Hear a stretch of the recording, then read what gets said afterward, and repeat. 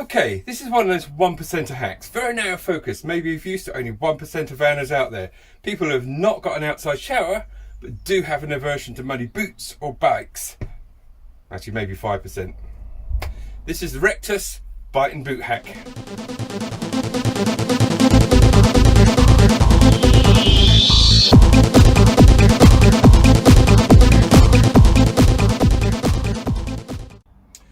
Okay, so my philosophy is we're all different, so naturally all our vans are going to be different. And I get a little bit irritated when some people push their views so much that they think it's the only way to do it, and they'll end it with some brain dead sentence like simples, period, end of. Well, it's not simple because we're all different.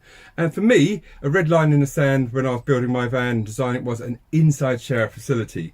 The reason for that is I do a bit of wilding and do a lot of music festivals, and when you get as many candles on your cake as me, you do not want to be using festival showers and loos, and certainly an outside shower, well, an alfresco naked Greg is not a pretty sight. So for me, I needed an inside facility. However, I am slightly envious. I do a bit of mountain biking as well, and I am a bit envious when I see people with an outside shower just using them to get all the mud off their bikes. So what I've done is I've done this hack using what I know of as a Rectus fitting, and friends on the other side of the pond will probably know it's something different, but it's one of those snap connectors that can take a pressurized water system. You can snap in and out without losing pressure. So let's look at the back of my van to see what I've done.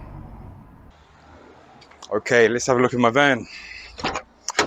Right, by the way, used a little hack, a standard zinc galvanized gate stay, because I had to take off the Renault one because of all the crap I got around here. Right, let's get some stuff out of the way. Let's get that out of the way. So I haven't got a garage, I've got a boot.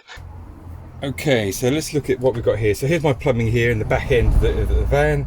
I don't have a garage because I've got a shower in there, but I've got a little slither where I've got everything crammed in. That's the plumbing that happens to go to my shower. That goes to the basin, that goes to the pump, and I've teed in here and fitted to that tee the female part of what I know as a Rectus coupler. You guys may know it's something else. We've got subscribers from America and Oz now, and you probably call it something else.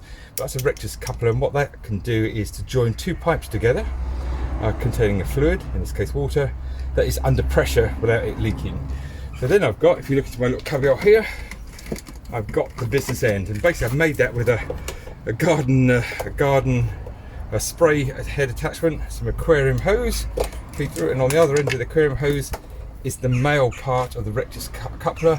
Then you just slip that in like that, and now that's connected up. So I know, because I post this on Instagram and Facebook pages that are actually targeted at people doing hacks to their existing van but starting from scratch and building vans, converting vans, and I know from the feedback some people are adopting these hacks. Just want to say a little bit about this. This is a pressurized system. In other words, the pump is pressurizing the system, and when you open up the tap, it senses that and then starts pumping. But there are other systems that you might want to choose in, whereby you have a submersible pump in your tank or near your tank that is electrically operated by a micro switch on the tap. Okay, now this system will work on both, but if you have the latter, you're going to need a way of firing up the pump, and what you could do is just mount a switch here. You can turn it on to get this activated. So, but this is a pressurized system. Won't go into that now. There's pluses and minuses on both. On the electrical, on the non-pressurized system, you've got to run wires to each individual tap, or in this case your boot and bike cleaner.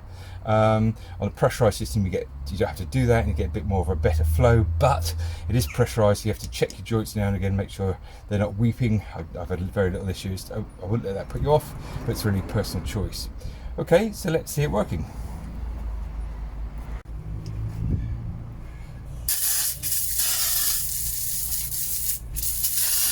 I've got some muddy boots, a muddy bike on the ground, and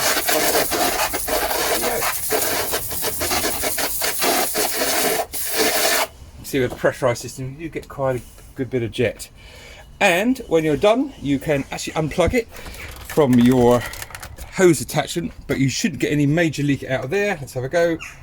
Oh, there you go. See, I've got a few drips, nothing serious, because it's designed to sort of shut off immediately it's disconnected. So there you go, that is the Rectus coupler boot bike cleaning hack, because of course you can use it for cleaning a muddy mountain bike as well, but in this case, no muddy boots in my van, hurrah!